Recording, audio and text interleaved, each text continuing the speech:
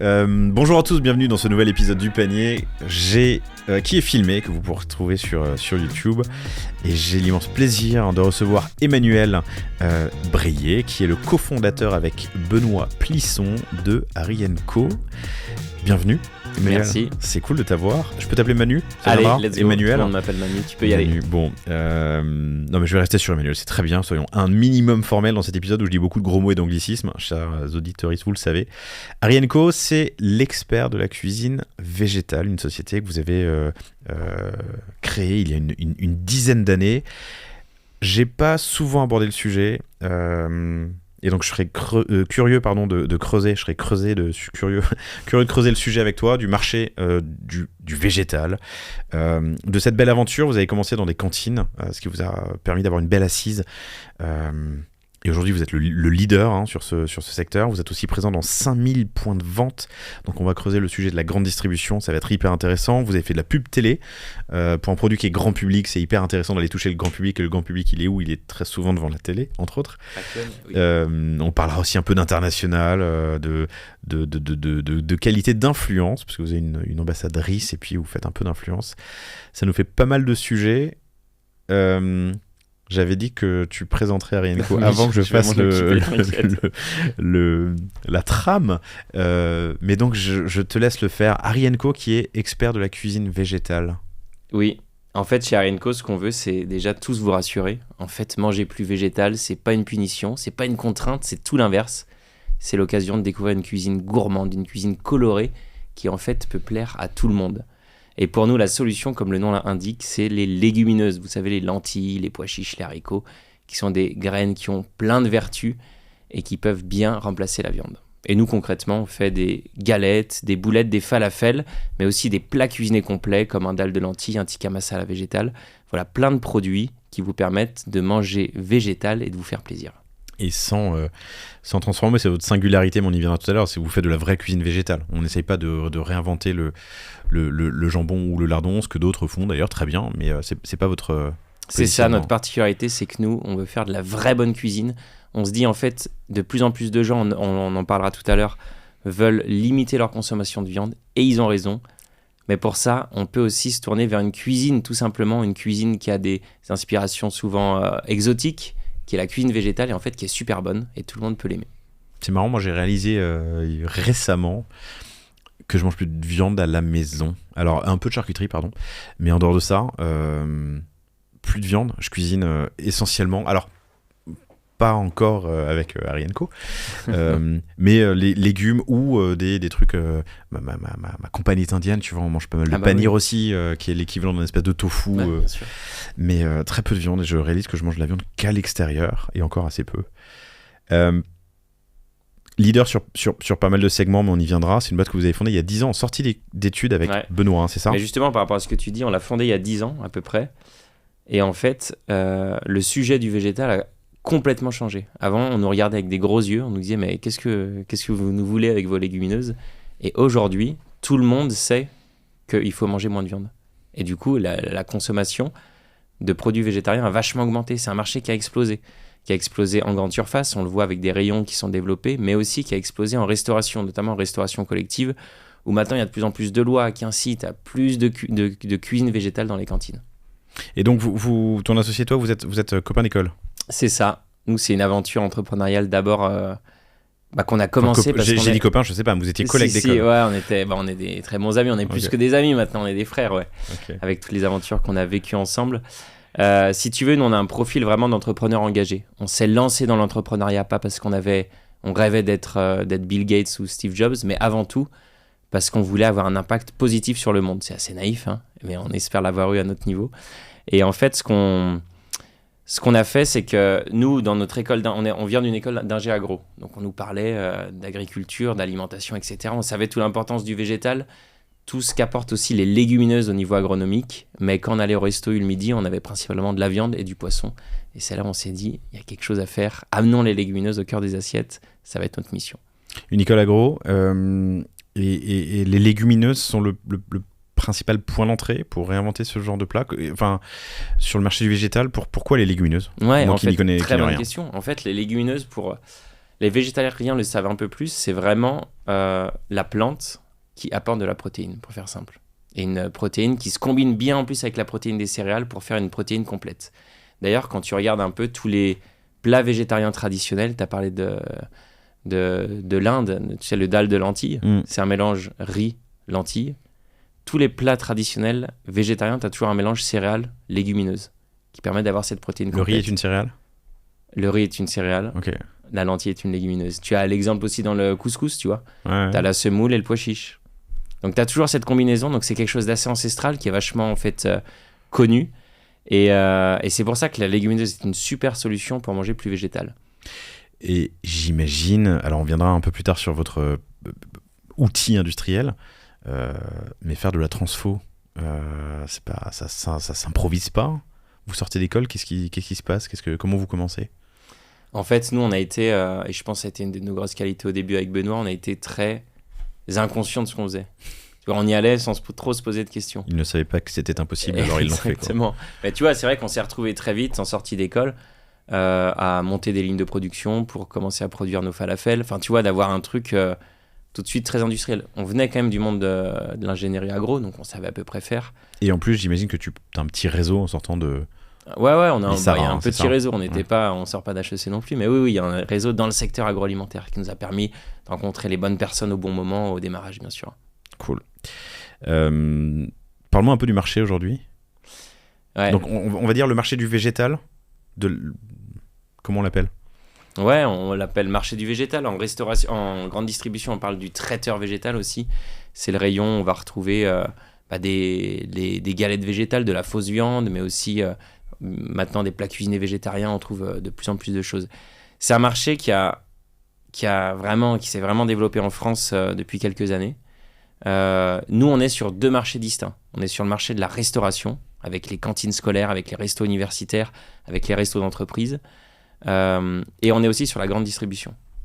Sur ce premier marché de la restauration, donc tu m'as dit cantine, resto d'entreprise. Ouais.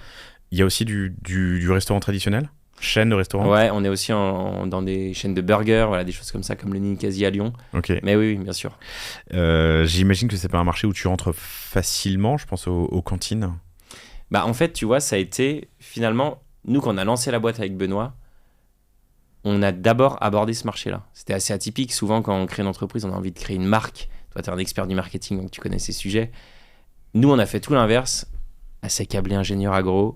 On va d'abord faire des produits et les vendre pour que les gens les mangent, tu vois. Donc, pas de branding au début. On vend uniquement un produit en restauration scolaire.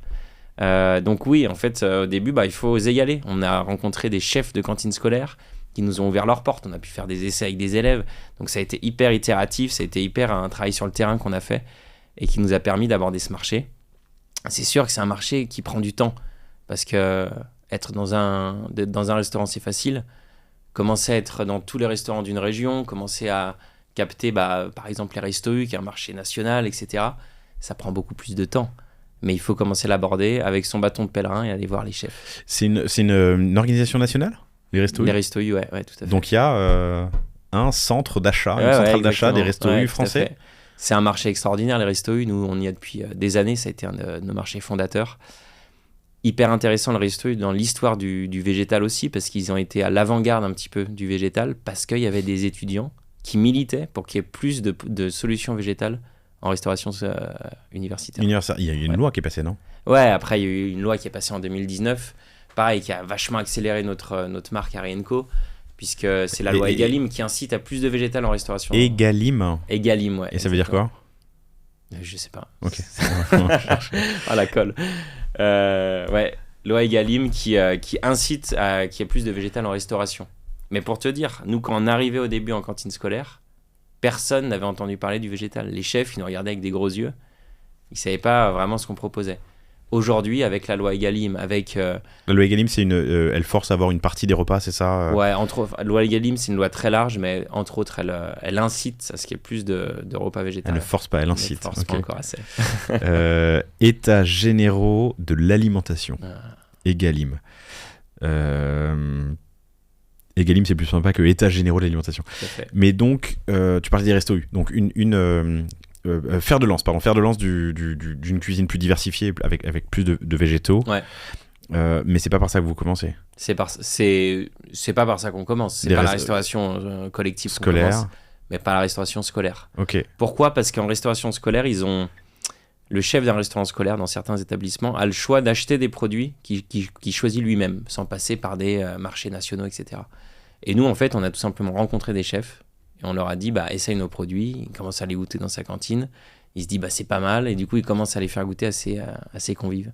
Et c'est de fil en aiguille comme ça qu'on a pénétré de plus en plus de restaurants et qu'on a commencé à se développer sur ce marché. Chaque restaurant scolaire a un chef ?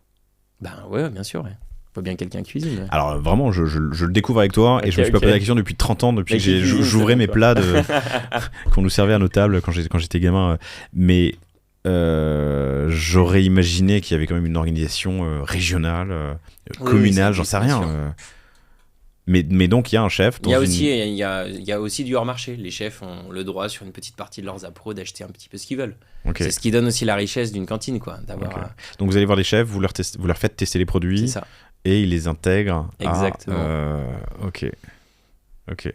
C'est intéressant parce que dans le panier, vous le savez, chers auditeurs, on se pose souvent la question du B2B, du B2C et par quoi commencer. Le B2B, dans le produit, c'est assez intéressant parce qu'on a souvent des paniers d'achat plus importants, ce qui permet d'avoir une certaine assise financière pour ensuite lancer sur le B2C qui est plus consommateur de cash en termes de notoriété et d'acquise pour des volumes ensuite plus importants. Et donc vous choisissez de commencer par les...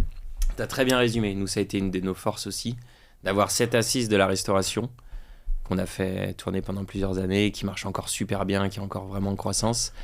Alors ça nous a permis... J'ai vu que vous étiez leader sur ce secteur. Ouais, sur certaines catégories de produits, exactement, on est leader, ouais, tout à fait.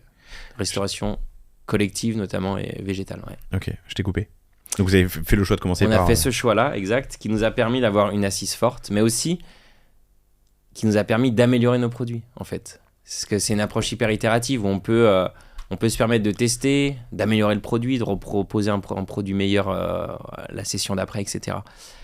Et du coup, quand on est arrivé en grande distribution, ce qui s'est fait en 2020, quand on s'est lancé en grande distribution...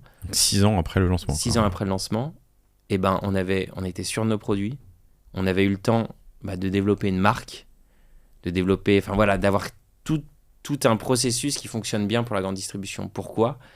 Parce que la grande distribution, il y a beaucoup moins le droit à l'erreur. Si ton produit n'est pas bon en rayon, c'est déjà dur de rentrer. Mais si ton produit n'est pas bon et ne marche pas, on est vite sorti. Ok. Et donc, on a eu le temps de bien avoir les reins solides pour se lancer sur ce marché. Les reins solides, mais tu pars de zéro en termes de noto à ce moment-là. Tu pars de zéro, ouais. Restons sur la restauration scolaire, c'est intéressant. Avant qu'on en parle, j'aurais imaginé que tu avais des process assez longs, des tunnels de vente, tu vois, pour aller parler... Alors, Resto U, j'imagine, parce que tu as quand même une organisation nationale. Mais même en local ou en régional, j'aurais imaginé que c'était des tunnels assez longs. Ouais, non, en fait, si tu veux, les tunnels vraiment pour entrer dans un restaurant, c'est hyper court. Si tu t'entends bien, si tu tapes dans la main avec le chef, tu peux le vendre, mais c'est pas très intéressant d'entrer dans un restaurant. Ça te fait pas ton business, ça te fait un test, ça te fait un marché test, tu peux essayer tes produits. Mais oui, t'as raison, en fait, les tunnels de vente pour rentrer à haut niveau en restauration sont très longs. Voilà, sont très longs. Nous, ce qu'on a dû, c'est aller voir les distributeurs, ceux qui distribuent les produits dans tous les restaurants en France, leur montrer qu'il y avait un besoin parce qu'on était allé voir nous-mêmes sur le terrain les restaurants et faire matcher les deux en fait. Ok, donc tu as un intermédiaire entre toi et Resto U par exemple. Vous êtes dans les Resto U aujourd'hui ? Ouais, dans tous les Restos U. Ouais. Ça a été un long parcours ? Ça a été long, ouais, bien sûr. Ouais. Qui est rentré, et donc il y a un intermédiaire qui est le distributeur de nourriture, d'aliments, auquel Resto U achète des plats et qui ensuite les distribue dans qui sont nos clients directs. Nous. Donc il a fallu séduire les chefs dans les écoles, c'est ça, ce distributeur, et ensuite aller parler à Resto U pour qu'ils commandent vos produits auprès du distributeur. Ouais, c'est ça, exactement. C'est ça ? Ok. Et ensuite, une autre question que je me posais sur cette distribution dans des restaurants scolaires ou restauration collective, c'était la qualité produit et l'assurance qu'il fallait avoir. J'imagine qu'on met pas n'importe quoi dans une assiette d'un gamin.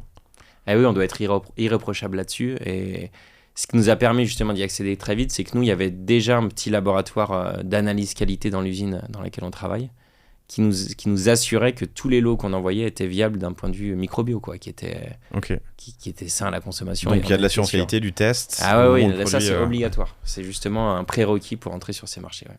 C'est le seul ? Il y en a d'autres ? Comment on rentre sur un marché comme ça? C'est principalement des bons ça. produits, évidemment. Mais... des bons produits, ça c'est pour tous les marchés. Mais oui, c'est viable d'un point de vue microbio. Ouais. Ok. Hyper intéressant. Tu l'as dit tout à l'heure, mais je voulais quand même y revenir. Votre singularité, c'est de faire de la vraie cuisine végétale plutôt que de réinventer. On va en parler de notre singularité, je pense que c'est un point important. Vas-y. Et de toute façon, la singularité dans une entreprise, c'est hyper important dans son offre, etc.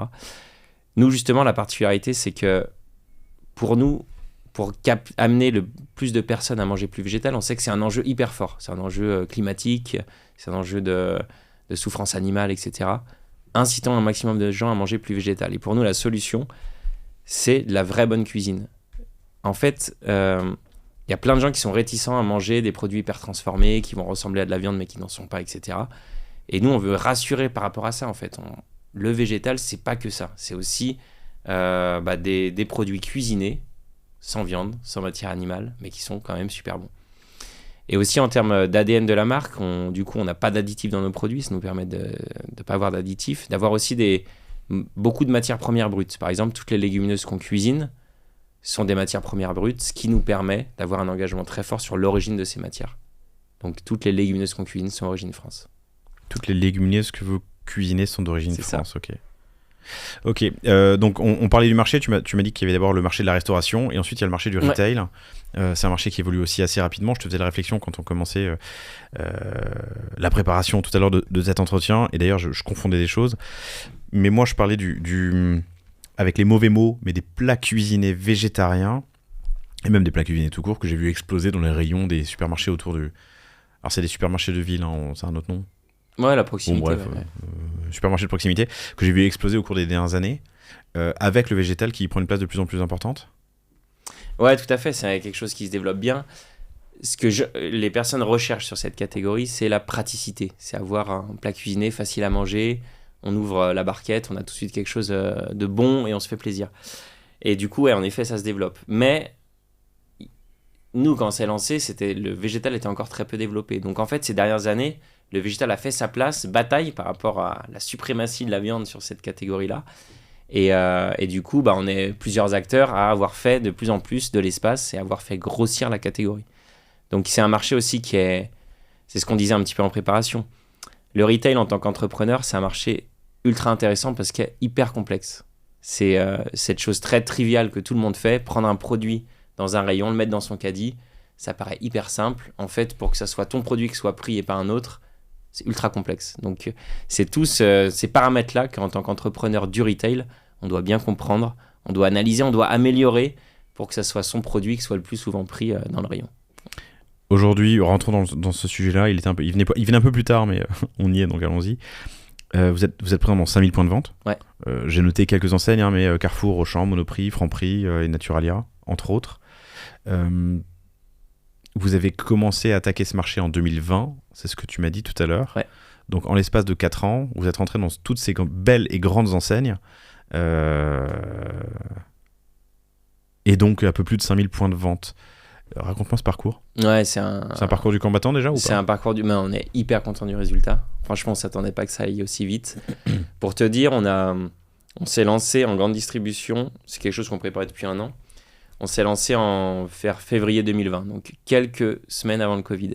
Et la totalité de notre chiffre avant était fait en restauration. Le Covid arrive, tous les restaurants ferment. Et puis et la grande distribution reste ouverte. Ah ben non, reste ouvert. Reste ouvert, pardon, je suis bête, bien sûr. Ouais. Et tu vois, il y a eu un truc de timing de ouf, en fait, où on se dit, du jour au lendemain, il n'y a plus 80% de notre chiffre d'affaires, on ne peut plus le réaliser, parce que les magasins ferment. Et en fait, on a ouvert ce marché qui a explosé. Nous, nos produits, on a vraiment vécu le truc où notre offre a rencontré son public, quoi. Mais comment vous partez d'une autorité zéro à ce moment-là, quand vous ouvrez... Ouais, en fait, ça faisait quand même pas mal de temps qu'on travaillait à la grande distribution. Le fait qu'on avait une assise en restauration, ça les a vachement rassurés. On avait aussi sorti, c'était un peu anecdotique, j'en ai pas parlé avant, mais une toute petite gamme de produits en surgelé avant qu'on sorte en frais. Donc on était connu par quelques enseignes par cette gamme, elle n'existe plus aujourd'hui. Pourquoi se lancer en surgelé? J'ai l'impression que c'est encore plus compliqué que... Il y a plein de potentiel en surgelé. On a ressorti une gamme en surgelé récemment. Okay. Je t'en reparlerai après. Mais en fait, parce que tout ce qu'on fait en restauration, c'est en surgelé. Donc on avait déjà tout le setup, tu vois, pour faire du surgelé. Bien sûr. Et on arrive du coup en 2020 sur ce marché-là, et là ça marche du tonnerre en fait. Donc on s'est développé dans plein de magasins. En fait, si tu veux, c'est dur d'entrer en grande distribution, mais aussi c'est la première étape, c'est la première barrière. Mais après, c'est dur de rester. Pour rester, il faut que ton produit marche. Par contre, quand ton produit marche, eh ben, les portes s'ouvrent. C'est Eldorado. Mais je repose ma question. Donc, tu as lancé une petite capsule ou une petite gamme en surgelé. Ouais. Mais en 2020, quand tu mets ton produit sur une étagère de supermarché, les gens ne te connaissent pas. Non. Donc, en termes de notoriété, même si les centrales d'achat des distributeurs ont confiance parce que ça fait 7 ans que tu fournis la restauration collective, personne ne te connaît. Comment est-ce que tu rencontres ton marché, justement ? Vous avez accompagné ça d'une campagne de pub ? Ouais, tout à fait. Vas-y, je veux bien que tu m'en parles. Ouais. Bon, déjà, une première chose, je te parlerai après des campagnes de pub qu'on a fait. La notoriété en retail vient d'abord du rayon. C'est toujours la plus grosse notoriété. Donc, en fait, ta notoriété va dépendre en grande partie du nombre de points de vente dans lesquels on va te trouver. Les gens te découvrent parce qu'ils te voient en rayon. Et après, tous les gens ne font pas 50 supermarchés. T'as ton ou tes supermarchés. C'est pour ça qu'il faut être dans le plus de magasins possible, pour qu'un maximum de personnes puissent te croiser. C'est comme la notoriété média quand tu fais. Oui, pardon, excuse-moi, j'ai mal compris ce que tu m'as dit. Alors, je pensais que tu disais que c'était comme un élément de réassurant d'être présent. Non, c'est juste qu'il faut qu'on te voit, quoi. Il faut qu'on te voit. Ta première pub, c'est ton pack en rayon, en fait. C'est simple. Donc, c'est déjà ça. Nous, on a pu avoir au lancement beaucoup de magasins. Et en effet, dès le lancement, on a fait une campagne de pub via du partenariat d'émissions, vous savez, les petits jingles avant les émissions. Pourquoi c'était intéressant de faire ça ? C'était un peu couillu de faire ça au démarrage, parce qu'on n'était pas encore connus. Mais en fait, on a fait ça aussi pour montrer une hype tout de suite aux enseignes. Dire, attendez, Harry & Co, il lance en février 2020 sa gamme. Il y a une campagne de pub. C'est le moment d'avoir les produits en rayon. C'est ce qui nous a permis aussi d'avoir beaucoup de magasins qui ont lancé le produit en même temps. D'un point de vue strat, c'est une certaine maturité. Vous avez levé des fonds ? Ouais, on a levé des fonds. Vous étiez accompagné à ce moment-là ? Parce que c'est malin. Donc tu te lances en... Bon, il y a le Covid et je pense qu'on parle d'autre chose. Et ça, vous pouvez pas le deviner. Mais en gros, tu as prévu des partenariats d'émissions, on y viendra tout à l'heure, au même moment que d'être présent dans X... Mais même, en fait, si tu veux, on les a prévus bien avant. Et quand on allait voir les enseignes pour leur dire référencier nos produits, le premier argument, c'était il y a une campagne de pub qui se lance en février. Vous êtes sûr de cartonner ? Il faut avoir le produit à ce moment-là, vous passez à côté sinon. Tu m'as dit un truc tout à l'heure, je voulais le noter, mais dans le retail, c'est... C'est retail is detail. Alors ça, tu ne me l'avais pas encore dit, mais je me l'étais déjà noté parce qu'on l'a eu en préparant, mais retail is detail, tu m'as dit autre chose. Mais en gros, et je le dis souvent dans les épisodes, en retail, il faut aligner les intérêts. L'objectif commun partagé par l'acheteur et toi, c'est que ça se vende. Si ça se vend, tu restes. Si ça se vend pas, tu pars. Donc tu les convaincs en leur disant il y a une super campagne de promo qui arrive du partenariat d'émission, référencez-moi, ça va cartonner. Ça, c'est le premier point. Le deuxième point, tu m'as dit, pour être la première source de notoriété en retail, c'est ton produit sur l'étagère. Donc j'imagine que là aussi, il y a des gros efforts qui sont faits sur le packaging pour sortir du lot. Ouais, on le fait un peu à l'instinct. Je veux dire, on n'a pas fait d'études là-dessus, mais oui. Il y a pas que ça. Il faut avoir un beau pack. Il faut que ton produit soit bien placé aussi. Bien placé en rayon, c'est-à-dire dans le bon rayon, au bon niveau, etc. C'est ça qui va aussi amener de la notoriété via le rayon. Et c'est tout la difficulté du retail, c'est que ta place en rayon, elle va bouger en fonction du commercial, du concurrent qui va replacer son produit, donc redescendre le tien, etc. Donc il y a tout un enjeu de terrain en fait, qui est très compliqué au début pour des petites boîtes, parce qu'on n'a pas les moyens d'avoir... comment tu vas poser tes produits dans 5000 points de vente ? En fait, il y a deux types de grandes distributions en France. Tu as une grande distribution qu'on appelle intégrée, qui est très descendante. Des enseignes comme Carrefour, par exemple. On se met d'accord avec l'acheteur, avec le category manager. On sait que les produits vont être dans tel rayon, à tel endroit, dans tant de magasins. Donc, c'est une grande distribution qui est plus facile à aborder pour des petits acteurs dans un premier temps. Tu fais une négo, tu pousses tes produits à un entrepôt et ensuite... En fait, Et alors, il faut quand même du terrain, parce que pour que le produit soit pas en bas, mais un peu plus haut, il y a toujours des enjeux de terrain, même sur ces enseignes-là. Mais ça fait partie de ta négo, ça ? Ouais, ça fait partie de la négo. Tel rayon et troisième étage. Pas si simple. en partie. En fait, en négo, on parle beaucoup de prix en réalité. Hein. Mais donc, ça veut dire que dans les principaux points de vente, parce que j'imagine que tu vas pas dans les 5000, dans les principaux points de vente, tu as quand même des équipes terrain qui vont vérifier, replacer les produits. Bien sûr. De plus en plus, on agrandit beaucoup l'équipe commerciale. Ouais. Okay. Et ensuite, il y a tous les magasins type Leclerc qui sont indépendants. Et du coup, il faut convaincre chaque magasin d'avoir ton produit. Comme les chefs de... Exact. Okay. Donc, tu vois, c'est très compliqué et ça demande plus... Nous, on était au début très fort chez les intégrés. Maintenant, on est fort chez les deux types de magasins parce qu'on a maintenant une force de vente qui tourne, qui est performante. Etc. Mais dans les indep, ils ont quand même un catalogue produit central dans lequel ils vont piocher les produits. Il faut être référencé à la centrale. Exact. Il y a deux négos. Référencé à la centrale, plus il faut aller voir les... Ouais. Et alors, comment est-ce que vous avez choisi ces indépendants ? Tu vas pas voir je sais pas combien ils sont Leclerc en France, admettons 500, j'en sais rien. En fait, c'est par zone géographique, il y a un système de régional hein, chez Leclerc. Ouais. Nous, on avait un accord national qui nous permettait d'aller voir plus facilement les régions. Et après, c'est Mais donc la manière dont ça marche, c'est que tu négocies ton produit en national. Ouais. Et ensuite, on t'autorise à aller parler aux... Non, tu peux aller parler aux régions sans le national. C'est compliqué. Je vais pas rentrer dans les détails de Leclerc, mais... Ok. En fait, tu peux le faire. Tu peux avoir des accords uniquement régionaux. Tu peux avoir des accords nationaux et régionaux, mais pas dans toutes les régions. C'est particulier. Quelle est la première enseigne que tu vas voir en 2020 ? Plusieurs. On va voir Monoprix, Casino, Carrefour. En région, au début, Carrefour. Et très rapidement, Auchan rejoint aussi l'aventure. Ouais. Tu te souviens de ton premier rendez-vous ? Je pense qu'il y avait Franprix. Je pense que c'est avec Franprix le premier rendez-vous. Ok. Avec un acheteur en centrale ? Ouais, en fait, bien sûr, maintenant, on a des rendez-vous avec des acheteurs uniquement. Mais au début, quand on crée sa boîte, quand on essaye d'amener un produit en rayon, il y a j'appelle ça les fenêtres, quand on n'arrive pas à rentrer par la porte, il faut passer par la fenêtre. C'est notamment les services innovation des enseignes. C'est souvent des gens plus à l'écoute, qui sont plus à même d'amener justement ce type de nouveaux produits. Comment tu as trouvé les bonnes personnes ? LinkedIn, recherche ou contact, réseau ? Réseau, ouais. Ok, donc tu rentres par la fenêtre pour aller te présenter à quelqu'un qui est en charge de l'inno de la veille, j'imagine, dans l'une de ses enseignes, pour lui montrer tes produits qui sont déjà packagés. Ouais. Ah oui, là, tu lui parles déjà des partenariats d'émissions. Ouais.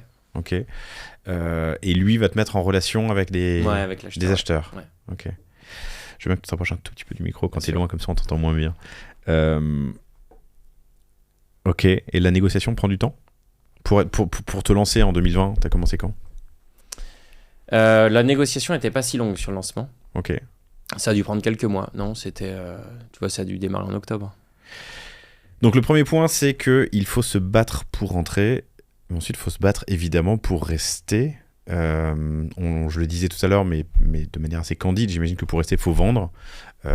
Pour vendre, il faut entretenir les ventes et donc la notoriété, les actions de communication, les relations avec les acheteurs et les magasins indépendants. Est-ce que tu as des enseignements à nous partager sur... Ouais, en fait, il y a deux métriques qui sont hyper importantes à suivre. C'est ce qu'on appelle le taux de pénétration, c'est le nombre de personnes qui consomment ton produit. Et le taux de réachat, c'est le mix des deux qui fait ton chiffre d'affaires. Réachat ou rotation, c'est ça ? C'est Alors, va te recommander en fait, la rotation, c'est est nourrie par ces deux métriques-là. La rotation, pour les gens qui écoutent, c'est notamment la métrique qu'on utilise en grande distribution, c'est les VMH, c'est les ventes moyennes par semaine. Donc, tu vas voir la performance de ton produit dans un magasin en moyenne, combien de fois ton produit est acheté dans le magasin. Et donc, il faut capter plus de monde, augmenter le taux de pénétration, et que la personne qui t'achète le plus souvent possible. Voilà, c'est ça les deux métriques qu'on suit. Et donc ça demande augmenter la notoriété, c'est augmenter le taux de pénétration, avoir un pack plus joli aussi, c'est plus de chances que la personne te prenne. Et ensuite, augmenter le taux de réachat. Ça passe, il faut avoir les meilleurs produits possibles. C'est peut-être bête de dire ça, mais pour que la personne ait envie de te racheter. Et aussi, il faut amener des nouveautés. Il faut... tu vois, aujourd'hui, on a des gammes hyper larges. Les gens peuvent consommer du Harry & Co avec un falafel. Ils peuvent acheter un dalle de lentilles corail. Maintenant, on a sorti aussi une gamme apéro. On fait des produits type samosa. Et donc, en fait, pour nous, c'est multiplier les instants de consommation pour que le consommateur, au quotidien, dans différents instants de conso, puisse prendre du Harry & Co. Voilà. Donc, taux de pénétration plus taux de réachat du consommateur final, ça fait ton taux de rotation. Un bon taux de rotation, ça veut dire que le produit s'écoule, en gros. Exactement. Ok. T'as dit un truc qui est intéressant, t'as dit faut tout faire pour que ce soit ton produit qui soit choisi. Dans un rayon, il y a plein de produits. Faut avoir de l'espace, mais en même temps pas trop, parce que l'acheteur il veut maximiser son chiffre au... Non, pardon, par produit, je parle. Ah oui. Il veut maximiser son chiffre par mètre carré ou mètre de linéaire. Comment est-ce que il y a eu des évolutions dont tu peux nous parler du packaging, peut-être de la manière dont on peut le préhender, je sais pas comment on dit, l'attraper. Est-ce qu'il y a eu des évolutions produits marquantes pour que ton produit soit plus facilement choisi? Ouais, bah en fait, c'est un des sujets du moment, c'est d'améliorer la visibilité du produit en rayon. Donc là, c'est une nouvelle toute récente qu'on a annoncée il y a quelques jours normalement. C'est le rebranding du pack. On a fini de retravailler tout le branding du pack pour le rendre plus attirant pour le consommateur. Donc on a vraiment étudié un logo plus visible. Enfin voilà, c'est tout un travail qui fait que le produit va être plus facilement choisi en rayon. Mais c'est pas que le pack en fait. C'est la place du produit en rayon. C'est aussi que le produit soit dans le bon rayon, parce qu'on ne retrouve pas toujours dans les bons rayons. On est parfois au rayon bio où c'est mélangé avec tous les produits bio et pas forcément avec les unités de besoin liées à nos produits. Donc en fait, c'est un travail aussi bien packaging, mais aussi de terrain, que le produit soit bien placé. Et c'est que du frais ? Nous, on fait principalement du frais. On fait un tout petit peu de surgelé aussi. Ah oui. On a sorti une gamme en surgelé de produits pour cuisiner, pour faire, si on veut faire chez soi des lasagnes végétales par exemple. On a un produit pour ça, etc. Super pour ce rebranding. On reviendra à la distri, j'ai encore d'autres questions, mais que vous venez d'annoncer, c'est début juin, l'épisode sort quelques jours après, mais enregistré 2 mois plus tôt, un mois plus tôt. C'est pour ça, on n'a pas encore annoncé. Donc on parle au passé et il y a l'embargo. Test utilisateur, comment test en rayon, comment est-ce que vous avez testé lancer ce nouveau branding? C'était quoi le modus operandi? Ouais, on a quand même vachement alors il y a plusieurs choses. On a quand même vachement un raisonnement par instinct chez nous. On n'est pas une grosse structure, on n'est pas une multinationale. Il fait bien le boulot pour l'instant, instinct. Ouais, mais en fait je pense que c'est hyper important de garder une certaine intuition en tant que dirigeant et puis au sein des équipes aussi, une intuition de ce qu'il faut faire. Après, on a fait un processus hyper intéressant. On a fait quand même du focus group, très déconnecté des premiers essais qu'on avait fait. C'était plus pour comprendre la perception du consommateur en rayon, avec nos packs, avec des packs concurrents, savoir comment il comprend tout ça, comment il hiérarchise les choses qu'il voit sur le packaging. On a travaillé aussi avec une agence de com qui a une expertise en grande distribution. Donc aussi, on s'est appuyé sur leur vision, sur certains placements du logo, tu vois, certaines tailles, etc. Mais après, c'est beaucoup à l'instinct. On n'a pas refait des tests conso sur le pack final, tu vois, par exemple. Pour autant, on est assez sûr de ce qu'on a fait. Quand tu fais un rebranding comme ça, on l'avait abordé avec je sais plus quelle marque, mais c'était intéressant. Quand tu fais un rebranding comme ça, il y a du stock actuellement dans les 5000 points de vente. Ouais. Comment est-ce que tu vas gérer l'overlap ou justement l'écoulement Ça se gère assez facilement. Tout seul. Ouais, ça se gère tout seul. Ouais. T'écoules et puis un jour, lors d'une prochaine rotation, c'est le nouveau produit qui arrive. Oui. Et si à un moment, il y a les 2 packs en rayon pendant quelques semaines, c'est pas très grave non plus. C'est pas la fin du monde. Non, ça arrive toujours. Ça. Et du coup, faut pas dire du coup, vous avez quand même une formation, une communication auprès des acheteurs, des indépendants dans les Leclerc? Ouais, bien sûr. Donc ça va être... Mais il y a d'abord une formation au sein de nos équipes de vente, tu vois. Ça va être un des premiers arguments qu'ils vont dire. Il y a aussi nos équipes marketing et équipes de vente qui vont le communiquer aux grands comptes, aux acheteurs, lors de réunions spécifiques pour ça. En fait, si tu veux, c'est une super nouvelle. On est très fiers de l'annoncer, nous, à nos clients. Parce qu'on va leur dire, nous, on a amélioré le pack est encore plus visible. Et c'est ce qu'on disait tout à l'heure, ça va améliorer les ventes des produits en magasin. Super. Je reviens sur la distrib filiation pour ce move que je ne vois pas encore du coup, mais qu'on verra bientôt. Je ne l'ai pas dit, mais vous pouvez aller sur harry-co.com pour voir les produits dont on parle. Mais je crois que tu es l'un des premiers invités de l'histoire du panier qui ne vend pas en ligne. C'est vrai que je ne l'ai pas dit tout à l'heure, et tu m'expliqueras pourquoi tout à l'heure. Je reviens juste sur la distrib parce que c'est un sujet qui est passionnant. Est-ce qu'il y a eu un moment où on doit se battre pour entrer? Enfin, tu vois, t'es David contre Goliath. Alors, t'es certainement pas Goliath aujourd'hui, mais est-ce qu'il y a eu un déclic en termes de volume, peut-être de distribution sur le marché, de distribution géographique, j'en sais rien. Il y a un moment où tu sens que la négo change un peu, où le pouvoir l'équilibre des pouvoirs change un peu? Non. Pourquoi? Parce que les grands distributeurs sont gigantesques par rapport à nous. Ils sont tout puissants. Voilà. Ils sont très gros par rapport à nous.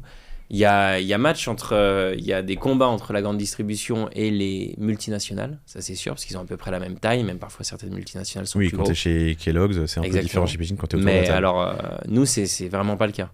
Et du coup, nous, c'est un combat constant. Et nous, on veut aussi faire comprendre aux grands distributeurs, lors des négos, qui sont toujours des négos durs, ils sont formés pour ça, les distributeurs, etc., tous les ans. Nous, notre objectif, c'est de les faire comprendre, mais nous, on n'est pas Kellogg's. On n'est pas Nestlé. Nous...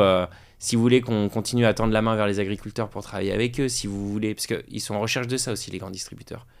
Sans cesse, on leur explique qu'on est, par nature, une entreprise engagée et différente des multinationales. Et on n'a pas du tout atteint la taille des Nestlé, quoi. Tu vois mais tu as quand même senti qu'il y a une évolution. Moi, je trouve que c'est plutôt l'inverse. Au tout début, la première année de négo, c'était assez facile. Ah, t'es le petit nouveau, t'es mignon, t'es sympa, je vais te tester. Et quand tes produits commencent à tourner, là, ça se durcit, en fait. Okay. Voilà. Donc, c'est plutôt l'inverse. Ok, non mais c'est bon à savoir pour vous qui nous écoutez et qui vous lancez ou vous êtes lancé ou grandissez en grande distri. Tu séduis par ta nouveauté au début, on s'est dit tiens on va tester, puis là on se dit bon ça marche, comment je vais le serrer un petit peu Exactement. ce Harry. C'est réel. Très bien, hyper intéressant. T'as des contrats tous les ans, t'as des renégociations tous les ans. Ouais, il y a des négos tous les ans. Et t'as des engagements mini, maxi, volume de commandes. Non, c'est pas si simple que ça. Ok. Non. Et c'est surtout un arrangement sur... Enfin, on se met d'accord sur le prix, principalement. Ok. Et le nombre de magasins. Ouais. Ok. Et j'imagine que ça met des gros coups de pression sur ton BFR aussi. Bah, c'est-à-dire les négos ? Non. Quand on te commande, je sais pas, 10 000 produits pour aller inonder les 200 points de vente de Naturalia, j'en sais rien. En fait, non. Parce que nous, on est dans le frais. Et le frais, c'est... T'as des rotations rapides, c'est des rotations tout le temps. En fait, nous, on fait... pour un seul client, on fait 3 livraisons par semaine, en général. Ok. Donc, tu vois, on a tout le temps. Donc, tu t'inscris dans un rythme, en fait, on a un rythme constant. Ouais. On n'a jamais... En fait, si tu veux... oui, il y a des marchés en alimentaire, notamment dans le sec, par exemple. Je sais que dans la boisson, parfois, ils doivent faire beaucoup de production qui vont écouler d'un coup. Nous, on est dans le frais. On produit, c'est tout de suite livré, etc. On est dans quelque chose d'assez constant, d'assez fluide. Sur les 4 années qui viennent de s'écouler, 3 et demi de grande distri, est-ce qu'il y a des choses que tu aurais faites différent ? Est-ce que il y a des erreurs que tu aurais pu que tu as faites et que dont tu pourrais nous parler ? Ouais. Je pense qu'il faut être en grande distri hyper exigeant sur le produit. Il faut que le produit soit le meilleur qui soit. Nous, il y a eu des produits qu'on a sortis qui n'étaient pas assez bons, qu'on a du coup enlevé. Nos premiers plats cuisinés, on avait sorti 4. On en a vite gardé plus que 2. Parce que, en fait, un consommateur qui a fait tout l'effort de prendre le produit, donc il t'a vu, et le pack l'a attiré, il a pris le produit, l'offre de valeur était intéressante, il l'a mis dans son caddie. S'il le mange chez lui et que c'est pas bon, t'as tout perdu, en fait, tu vois. Parce s'il a vraiment pas aimé, il va pas racheter du Harry & Co. Et du coup, tous ces efforts pour quelque chose de négatif. Donc, il faut être vraiment sûr de ce qu'on lance sur le marché. C'est assez subjectif, le goût.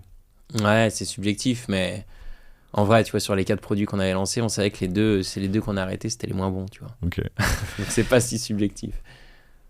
Et dernière question, est-ce qu'il y a des MDD, donc c'est des marques de distributeurs, hein, c'est des marques que lancent c'est des marques blanches en fait que lancent les distributeurs, c'est des produits reflets chez Carrefour je crois, ou bref. Est-ce qu'il y a de la concurrence MDD sur le végétal ? Très peu, c'est un marché qui est encore très peu pénétré par la MDD, c'est un marché récent. Et non, on n'est pas inquiet par ça aujourd'hui. Pas aujourd'hui. On sait que ça en fait ce sera un problème demain. De riche. Oui, ça peut se développer demain. Déjà, faisons grossir la catégorie. En fait, le marché du végétal en grande distri, c'est particulier parce qu'il est tout petit par rapport à ce qu'il pourrait être. On sait que, tu vois, nous, on est aussi en Italie, par ailleurs. En Italie, c'est un plus petit pays que la France en termes de nombre d'habitants. C'est 50% plus gros, le marché du végétal. En fait, on est assez en retard en Europe en végétal en grande distribution. Donc, développons la catégorie, augmentons du coup le taux de pénétration et tout le monde se portera mieux. Ouais. Ok. Tu l'as dit tout à l'heure, vous avez lancé des surgelés dans le passé, vous le faites toujours aujourd'hui. Tu m'as parlé, mais très brièvement, ton outil de production. Vous avez un outil industriel en propre. Ouais. Donc vous achetez des légumineuses auprès des agriculteurs, que vous appelez les agriculteurs, c'est ça ? Ouais. Et vous transformez, packagez, shippez tous les produits. C'est ça. Ouais, on a un modèle hyper intégré en fait. Un modèle intégré déjà sur l'industrie. Donc en fait, on a investi nous dans toutes nos lignes de prod. qui sont chez un industriel drômois. Donc, on est vraiment maître de toute la partie industrielle. Et on est surtout très engagé sur le sourcing. Ça, c'est vraiment une particularité d'Ariane Co. Encore une fois, on est une entreprise engagée. C'était hyper important pour nous de montrer que le végétal, ça se fait pas au détriment des agriculteurs, mais pas du tout. Ça se fait avec eux. Et du coup, toutes les légumineuses qu'on cuisine sont d'origine France, je te l'ai déjà dit, mais aussi, on a une grande partie de ces légumineuses-là qui sont produites par des agriculteurs avec qui on travaille en direct autour de l'usine. Donc c'est hyper intéressant en fait, ça donne aussi une culture agricole à l'entreprise, tu vois, ça ramène une proximité entre vraiment les gens qui produisent la matière première et ceux qui la transforment. Donc ça nous semble super intéressant, ouais. Et tu connais ta capacité de prod, j'imagine, t'en es où aujourd'hui ? Aujourd'hui, on l'a pas du tout saturé, ouais. Non, on peut encore y aller, ouais. Sur cette usine-là ? Ouais. Ok. T'aurais pu partir sur un schéma où tu achetais des produits transformés, mais validés, sur lesquels tu mets ton logo ? Ouais, c'est ce que font beaucoup d'ailleurs en Alim. En fait, ce qui est super intéressant quand tu maîtrises vraiment ton outil de prod, c'est que tu peux vraiment faire les produits que tu veux. Tu es beaucoup moins tributaire des installations de ton sous-traitant. Et aussi, ça te permet de sans cesse améliorer en fait ce que tu fais. Tu as beaucoup plus de souplesse en fait. Tu peux améliorer, t'as beaucoup plus d'impact sur ta production, quoi. Après, au démarrage, moi je comprends que certains fassent ce choix parce que tu vas beaucoup plus vite, quoi. On a parlé des deux grands circuits de distri, donc la restauration, avec entre autres la restauration scolaire, la restauration universitaire, la restauration collective d'entreprise. On a parlé du retail. Vous avez largement les chiffres qu'on peut donner, c'est ça, dépasser les... Ouais, on a dépassé les 10 millions depuis. On a bien dépassé les 10 millions. Bien dépassé les 10 millions d'euros de chiffre d'affaires, donc plutôt... C'est une étape importante, je trouve, dans l'histoire d'une boîte, ouais. Donc on en est fiers. Je suis d'accord qu'il y a un peu un stamp, tu vois. Ça, c'est fait. Vous êtes plutôt dans la pente qui vous amène à la dizaine suivante. C'est ça. Et du coup, pourquoi pas d'e-com ? Maintenant que vous avez la notoriété, parce que vous êtes présent dans 5000 points de vente, que vous sponsorisez des émissions, on en parlera, mais pas d'e-com. Ouais. En fait, est-ce que tu achètes des produits frais en e-commerce, toi ? Bah, pas en direct. Ouais, c'est ça. Via des distributeurs. Ouais, c'est ça, via des distributeurs. Ouais. Ah bah d'ailleurs, nous, on fait beaucoup de e-commerce via le drive des distributeurs. Ouais, c'est ça. Nous, on est très présents dans les drives. Mais non, on fait pas de e-commerce. Moi, j'adorerais faire du e-commerce. Avoir une campagne de pub où tu vois ensuite une campagne média où tu vois ensuite les clics des personnes sur ton site qui a acheté le produit, c'est trop bien, tu vois. Et nous, on n'a pas des produits qui s'y prêtent, tu vois. Il n'y a aucun acteur qui font ça en direct parce que la livraison est trop chère. Il y a plein de raisons qui font que c'est compliqué. Mais non, on fait pas de e-commerce et on n'a pas de projet de le faire, je t'avoue.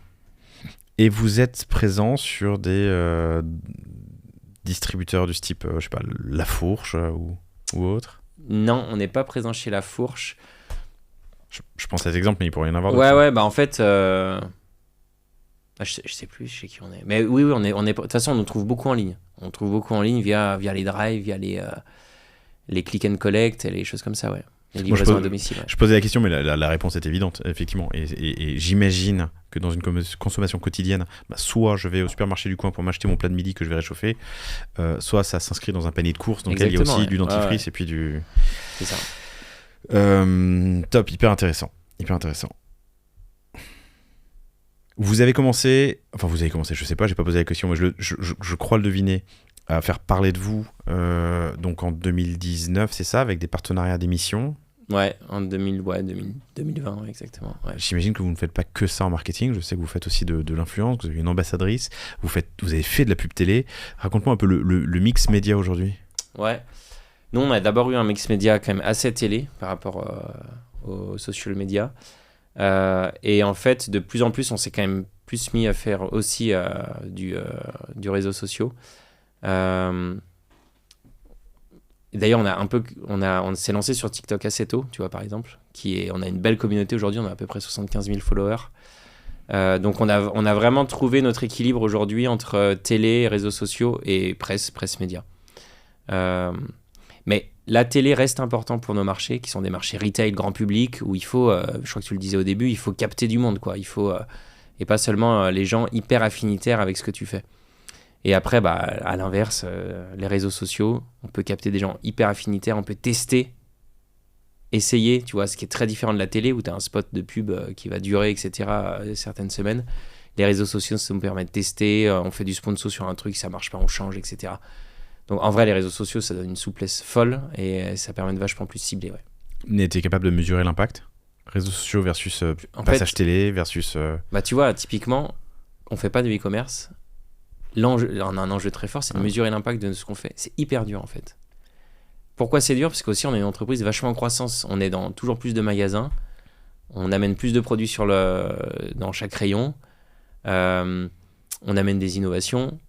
On fait de la pub. On fait de la promo. Tu vois, il y a plein de trucs. Qu'est-ce qui explique la croissance du chiffre ? C'est dur en fait de comment pondérer ça. Et du coup, comment tu fais ? Parce qu'il y a plein d'auditeurs qui se posent la question et qui sont dans la même situation. Aujourd'hui, on le fait pas. Ce qu'on peut regarder, c'est on fait des études de notoriété qui nous disent à peu près comment les gens nous connaissent, tu vois. Mais c'est en fait donc corréler la croissance. Donc t'es un peu à l'aveugle sur ton achat média sur les réseaux sociaux, peut-être, tes pubs télé, ton sponsoring d'émission. Et tu vois tout au bout des ventes qui... Pardon, je mets ma main devant ta caméra, et tu vois tout au bout des ventes qui ont augmenté ou pas. C'est ça. Ouais. Tu pourrais tester, j'imagine, géographiquement. On peut faire des pubs. Ouais, il y a des choses. En fait, on le fait pas aujourd'hui. C'est des projets qu'on a. C'est davantage suivre l'impact de nos... Oui, en vrai, c'est pas dans ton intérêt aujourd'hui. Ton intérêt aujourd'hui, c'est de grossir. Donc, autant faire une pub sur France 2 en national et pas France 3 sur PACA. Mais c'est vrai que le jour où la croissance baissera, on va aussi essayer de rationaliser un peu tout ça, tu vois. Aujourd'hui, on travaille assez empiriquement sur le sujet, ça c'est clair. Bon, raconte-moi le sponsoring d'émission, je trouve ça intéressant. Télécrochet, putain, c'est le terme que je cherchais tout à l'heure. Excuse-moi. Quand on préparait l'émission, on parlait du sponsoring d'émission télé, et il y a deux choses. Il y a je sais pas, le sponsoring de quotidien, donc une émission longue avec Harry & Co, c'est ce que vous avez fait, mais il y a aussi des télécrochets qui sont des émissions de 1 minute, 2 minutes qui vous sont amenées par Amundi Mutuel ou bref, vous voyez l'idée quoi. Carglass répare, Carglass remplace, on connaît par cœur maintenant. C'est ça. Nous, c'est vraiment du partenariat d'émission. D'émission. Le in, le out, tu vois, avant l'émission, après l'émission. Comment on y vient ? Mais en fait, nous, on est accompagné sur ce sujet par une personne qu'on connaît depuis longtemps, qui nous fait les négociations médias. Et en fait, c'est vrai qu'il nous a tout de suite conseillé ce type de modèle, parce qu'aujourd'hui, on peut faire du pack shot dessus, c'est-à-dire pouvoir montrer son produit. C'est super important au début, parce que ce qu'on veut, c'est qu'il y ait une rémanence du client, de ton produit dans la tête du client, qu'il le retrouve en magasin. Donc nous, on a fait des choses très simples au début. On fait des tout petits jingles, ça dure entre 6 et 8 secondes. Du pack shot, un message très simple, pour juste augmenter la notoriété de ta marque. Et en fait, l'intérêt par rapport à un spot de pub plus long ou un spot de pub hors partenariat, c'est que c'est beaucoup moins cher. Voilà. Ça coûte combien ? Nous, je me souviens de notre première campagne, alors attention, c'est pas rien. Non mais pardon, avant que tu répondes, vous avez fait des partenariats sur Arte, sur Canal, avec Click, la boîte à questions, sur Quotidien. J'imagine que t'as une sacrée différence. Mais... Ouais, mais en fait, non, parce que ça dépend après de la durée de ton partenariat. T'as des partenariats qui sont très longs, qui sont sur plusieurs mois, d'autres sur quelques semaines, tu vois. Mais en gros, un partenariat d'émission, tu peux en avoir pour 150 000 euros. Pour combien de temps ? Ça, je saurais pas te dire. En vrai, j'ai plus les chiffres en tête. Mais ça va être une année, une saison Non, c'est moins. C'est 2 mois, tu vois. 150 000 pour 2 mois sur une quotidienne, par exemple ? Voilà, exactement. Ok. Donc, en fait, pour de la télé, attention, c'est pas très cher. Non, bien sûr. Je sais pas, toi, ce que t'en penses de ce chiffre-là, mais... Déjà, je le connais pas parce que c'est la première fois que je l'entends. Mais oui, pour de la pub télé, enfin, tu vois, les invités du panier qui sont passés ici et avec qui on en a parlé, super épisode que je vous recommande d'ailleurs avec Wopilo, où on fait dans le catch-up un beau passage sur le sujet et la manière dont il arrive à traquer la noto et les ventes associées. Hyper intéressant. Et d'ailleurs, l'enseignement, c'est que c'est des ventes stackées, quoi. C'est des ventes en plus et tu rajoutes de la noto et donc des ventes, t'as un pic lors de la campagne, mais quand tu redescends après le pic, t'es toujours un peu au-dessus de là où t'étais avant. Oui, il y a de la rémanence dans ton truc. C'est comme pour la promo pour nous. Donc non, ce chiffre, il ne me dit rien. Et les quelques invités qui sont venus, c'était plutôt genre, il y avait de la place sur, je sais pas, BFM l'été. Et j'ai acheté en last minute des spots. Le last minute marche très bien pour les partenaires d'émission. Mais donc c'est quand même un budget qui est pas neutre, surtout quand t'es pas capable de le traquer. Donc t'as au début... T'as sauté à pieds joints sans connaître la température de l'eau. En fait, t'es un petit peu en retail, t'es un petit peu obligé de te lancer, quoi. Parce que si t'y vas un petit peu à reculons... C'est un conseil que tu donnes. Ouais, ton risque, c'est que tes ventes se développent pas, quoi.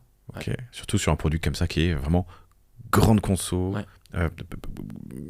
grosse fréquence, j'imagine. Il y a quand même Alors, pour faire de la télé, il faut quand même être dans un certain nombre de magasins. Tu vois, c'est quand même le truc parce que comme tu vas toucher vraiment tout le monde, eh ben il faut pas qu'une personne sur deux descende de chez lui et trouve pas ton produit. C'est quoi ta première émission en 2020? C'était bon, peu importe. Je pense que c'était Click, ouais, c'était Click. T'avais quand même un gros pari qu'il fallait que tu aies négocié le partenariat avant la négociation de la distribution, donc il fallait être sûr que... Oui, c'était un vrai pari, ouais. T'aurais pu annuler le partenariat ou pas? Non. En last minute? Bah, je pense pas, non, franchement. Donc faire un partenariat à 150 000 balles pour une émission quotidienne pour un produit qui est introuvable en magasin, ça aurait été con. Ouais, je pense qu'en vrai, les deux négos se sont faits à peu près en même temps, en réalité. On a un peu teasé, tu vois, on était encore en fin de négo quand on commençait à avoir les premiers clients, etc. Comment on fait pour les sponsoriser? Click? Ben, nous, on est passé par un média programme. Enfin, c'est un... Roland, c'est devenu un ami qui nous il y a des agences, il y a des... Ok. Très bien, très bien. Hyper intéressant. Donc, partenariat et sponsoring d'émissions. Est-ce qu'il y en a d'autres qui vont venir? Ouais. Bah, on a été chez Quotidien il n'y a pas très longtemps, là. Donc, on a fait... Pendant combien de temps? Putain, je ne saurais même plus dire. Pendant un mois, à peu près. Récemment? Ouais, tout récemment. Ouais. C'était il y a un mois et demi. C'est quoi le délai d'impact sur les ventes? Tu vois quand même un impact? Oui, mais en fait, nous, nos ventes croient beaucoup en ce moment. Mais c'est dur à dire pourquoi, en fait. Mais oui, je pense qu'il y a un impact. Ah bah, c'est un ensemble de choses, évidemment. Mais tu te souviens un peu des délais? Enfin, tu commences Quotidien et puis d'un coup, tu sens une inflexion dans les chiffres? Ouais, bah ouais, en fait, oui. Parce que tu livres plusieurs fois par semaine, donc j'imagine que tu as du réachat, de la rotation de la part des... Mais on parle de quelques jours, quelques semaines? Ouais, quelques semaines, ouais. On le sent assez vite, ouais. Ouais, on le sent assez vite. Mais après, en fait, comme tout bouge, c'est un moment aussi où on a augmenté notre force de vente assez significativement. Tu vois, on a plus de personnes sur le terrain. C'est dur de savoir d'où ça vient. Mais je vais te dire, à la limite, peu importe. Tant que la notoriété augmente. Parce qu'en fait, ce qui peut se passer, tu vois, les grandes marques qui sont plutôt en croissance, mais qui sont très très hauts, tu vois, ils font toujours des campagnes de pub pour maintenir aussi... Top of mind, exactement. T'as parlé de rémanence, on n'avait jamais utilisé ce terme sur le panier, je suis très heureux qu'on l'utilise. La rémanence, c'est pas aussi ce qui se passe dans la rétine? Je sais pas, peut-être. Non, c'est pas ça. Tu sais, tu vois une image, en fait, on voit une dizaine d'images par seconde. Ah, oui. Enfin, ton cerveau est capable de... T'as raison. Je l'ai mal formulé, mais c'est un truc comme ça. Et vous avez aussi fait de la pub. De la vraie pub, du spot. Ouais, un tout petit peu. Bah, ça ressemble beaucoup à ce que tu as dit tout à l'heure. On a fait un spot long sur BFM. En fait, on a voulu faire un spot plus... comme on est une marque qui a beaucoup de choses à dire, tu vois, qui est engagée auprès des agriculteurs, auprès du climat, etc. On a voulu faire un spot où on prend le temps d'expliquer tout ça. Donc, c'est un spot plus corporate, tu vois, moins de packshot, etc. Donc, on l'a fait sur une petite période sur BFM. À quelle époque? C'était il y a un an. Tu vas le refaire? C'est pas prévu. C'est pas prévu? Non. Le sponsoring marche bien? Le sponsoring marche bien, ouais. Okay. Bon, on n'est pas fermé à ça en vrai, mais non, c'est pas prévu. Ensuite, il faut choisir la bonne émission qui correspondra à ton audience et ton... C'est ça. Et ton budget aussi. Bah oui, bien sûr.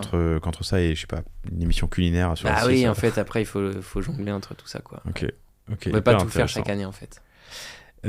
J'ai vu sur votre LinkedIn là, que vous aviez aussi dans des posts récents, que vous aviez aussi des influenceurs, influenceuses, des ambassadrices. Vous avez notamment choisi une certaine Charline comme diététicienne ambassadrice de la marque. On la salue. Ouais, elle est super, Charline. Ouais. Pourquoi elle, comment et pourquoi surtout? Bah, hyper intéressant, Charline, parce que nous, on avait envie d'amener un côté un peu plus expert sur la partie nutrition, diète. Sur les produits, souvent, le végétal, on se dit, mais je vais avoir des carences, tu vois, des trucs comme ça. Donc, en fait, Charline amène un discours scientifique sur le sujet, un discours rationnel, tu vois, rassurant pour les gens. Et en même temps, Charline, je sais pas si tu le connais un peu, mais elle est délirante, elle est hyper vivante, donc ça colle vachement aussi avec l'image d'Ariane Co. Donc, c'est un match super. Avec Charline, on a fait des choses, on a fait beaucoup de vidéos recettes, ce qui est vraiment dans la ligne édito de ce qu'elle a l'habitude de faire. Mais on a aussi fait quelque chose qu'on n'avait jamais fait encore, c'est qu'on a filmé notre usine avec elle. On a fait une vidéo où elle visite l'usine, et elle a fait une vidéo elle, en fait, où elle commente. Et on s'est dit, mais tu vois, ce type d'influenceur nous permet de faire plus que ce qu'on avait l'habitude de faire, via sa ligne édito. Donc c'est une vidéo, elle est dans l'usine, on voit toutes les étapes de la fabrication de nos falafels. Et dans un marché de grande consommation qui est le vôtre, c'est important versus un sponsoring d'émission télé en termes d'impact? Ouais. C'est juste que tu multiplies les canaux, j'entends bien, mais enfin les... En fait, on dit beaucoup plus de choses avec ce type d'influenceur, tu vois. Un spot, un partenariat d'émission, on a un jingle et puis on dit Ariane.co accompagne telle émission, tu vois. Donc c'est très court. Avec Charline, on peut s'exprimer aussi. Il y a vraiment cette synergie entre sa ligne d'édito et la nôtre. Enfin, tu vois, il y a plein de choses intéressantes, quoi. Et puis après, les réseaux sociaux, c'est intéressant, notamment via les influenceurs, pour créer des communautés, quoi. Faire quelque chose de plus proche avec nos clients. Vous la retrouvez sur Charline, diététicienne, tout attaché sur Insta. Elle fait beaucoup de posts, ou alors c'est peut-être un hasard, mais je suis tombé sur ses dernières stories. Ariane.co, elle a presque 200 000 followers sur Insta. J'ai pas regardé sur LinkedIn, sur TikTok, pardon. Est-ce qu'il pourrait y en avoir d'autres? Ouais, bien sûr, ouais, il pourrait y en avoir d'autres, ouais. Ouais, c'est la première fois vraiment qu'on fait un partenariat aussi fort, tu vois. En fait, c'est un level dans l'influence. Ouais, carrément. Okay. Ouais. Et vous avez aussi des influenceurs? Ouais. Que vous travaillez en interne? Ouais, on a on a pas mal fait de petits influenceurs, ce qu'on appelle les micro-influenceurs, ce qui est super intéressant parce que c'est des gens qui peuvent découvrir nos produits, qui sont affinitaires déjà avec ce qu'on fait. Et qu'on travaille en interne, ouais, tout à fait. Quel budget sur l'influence et l'ambassadorat en général? C'est pas des gros budgets chez nous encore, ouais. Okay. C'est pas des gros budgets. En fait, si tu veux, c'est un peu la première année qu'on fait ça, donc on teste avant de faire grossir, ouais. Ok. Top. Est-ce qu'il y a d'autres leviers marketing qu'on n'aurait pas abordés et qui sont importants, qui ont été importants? Il y a quelque chose qu'on se pose la question en ce moment, là, c'est des réflexions qu'on a, c'est sur l'affichage. On en a fait par le passé il y a longtemps, je sais pas toi ce que t'en penses, mais on se dit de plus en plus que, tu vois, ça reste ciblé, c'est un peu plus ciblé, tu peux faire dans des gros bassins où on est déjà très présent, notamment de l'affichage en extérieur, on pense que ça peut être pas mal, tu vois. Voilà, c'est les sujets du moment. Je vois assez peu parce qu'il n'y en a pas beaucoup à Paris, je vois plus en région, et j'imagine que... Et d'ailleurs, quel est le poids de des métropoles, enfin de l'urbain versus du non-urbain? Ouais, l'urbain, c'est toujours des gros bassins de consommation, de toute façon. Donc, mais on est présent partout, nous, hein, franchement. Tu vois, on est très présent chez Intermarché, qui sont plutôt dans le périurbain, rural, quoi. Ok. Non, sur l'affichage, je pas d'opinion, c'est quand même assez pratique. Et je pense qu'en last minute, tu as aussi des super deals pour aller toucher. Nous, ce qu'on avait fait par le passé, c'était du last minute, c'était intéressant. Ouais. Il y avait un invité qui m'avait raconté qu'en fait, il y a eu un trou à la RATP, enfin sur le réseau, c'est Claire Chanel, je vais pas dire de bêtises, mais dans le métro, et qui en gros avait eu des semaines gratuites. Parce qu'il n'y avait pas d'autres acheteurs ensuite. Ouais, il nous arrive exactement la même chose. En affichage? En affichage, ouais. On avait fait de l'affichage, on a une semaine gratuite parce qu'il n'y a personne qui Parce qu'il n'y avait personne derrière. Petit bonus. C'est cool, on a fait le tour de tout ce que je voulais aborder, je crois. Est-ce que selon toi, il y a des sujets qu'on n'aurait pas abordés? Bah non, je pense qu'on a fait le tour en tout cas. Bon, écoute, je te trouve... je me suis noté ça tout à l'heure et du coup je termine par ça, mais je te trouve très à l'aise. Hein. T'as été média traîné? Il y a longtemps, ouais. Mais j'ai l'habitude de faire des choses comme ça, mais... Non, mais c'est toi qui m'es à l'aise surtout. Avec tes questions. C'est sympa, mais non, mais raconte-moi un peu ton média training. Pourquoi tu l'as fait, qui te l'a fait et comment ça sert? Je l'ai fait. En fait, je l'ai fait il y a longtemps. Au début de la boîte, ça devait être en... Pardon, excuse-moi. C'est peut-être pas clair pour tout le monde. C'est un sujet qui est en revanche, un sujet récurrent et courant dans nos métiers, nous, de médias. Moi, j'ai une casquette média, là. Média trainer, c'est de vous apprendre, de vous entraîner à parler en public, à parler derrière un micro, à parler devant une caméra, à parler court quand il faut un 30 secondes, à parler long quand il faut une heure, à faire des phrases courtes et impactantes, à faire des phrases longues et explicatives et pédagogues. Et ça s'apprend. Il y a des gens qui sont nés avec ça, d'autres non. Et donc ça s'apprend. Et évidemment, dans tous les leviers que vous allez activer pour faire croître votre boîte, prendre la parole, que ce soit pour une marque incarnée comme, je sais pas, Respire, Chanty, Feu, ou des marques même moins incarnées, il faut en parler. Et donc pour en parler, il faut en parler bien. Enfin, vaut mieux en parler bien. Et donc d'où le média training. Excuse-moi. Donc pourquoi, qui, comment et quel impact? Ouais, c'était en 2017, il me semble. On commençait à faire des prises de position, des prises de parole en médias. Et c'était notre agence RP qui nous avait conseillé de le faire. Je l'ai fait avec un journaliste BFM. C'était 2 demi-journées, c'était assez court. Mais moi, il y a eu un avant, un après. Enfin, tu vois, je trouve que j'ai compris des trucs en médias, comment s'exprimer. Je trouve le podcast, c'est un format différent, tu vois.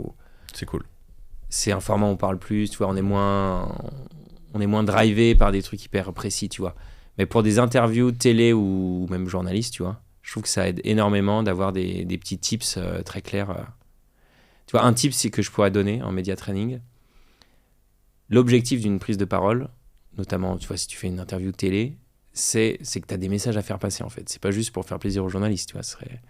Donc, en fait, tu as quand même des choses à dire. Moi, j'ai l'image d'un... Moi, j'ai comme quand tu joues aux cartes, tu vois, j'ai des cartes dans ma main.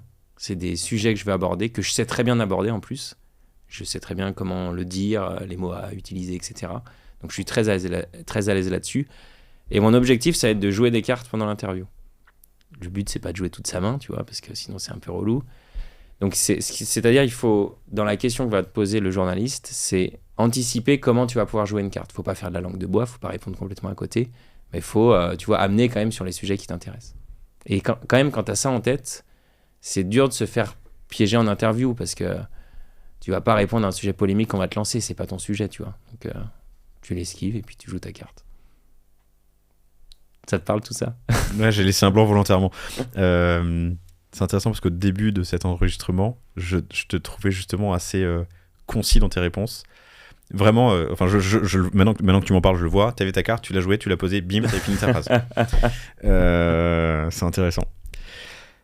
Écoute, c'était super. Merci infiniment, Emmanuel. Merci beaucoup à toi. Brehier, BREHIER, si vous voulez poursuivre la conversation sur LinkedIn avec Emmanuel, ou Benoît Plisson, PLI2SON, sur LinkedIn, pour si vous avez des questions, surtout n'hésitez pas.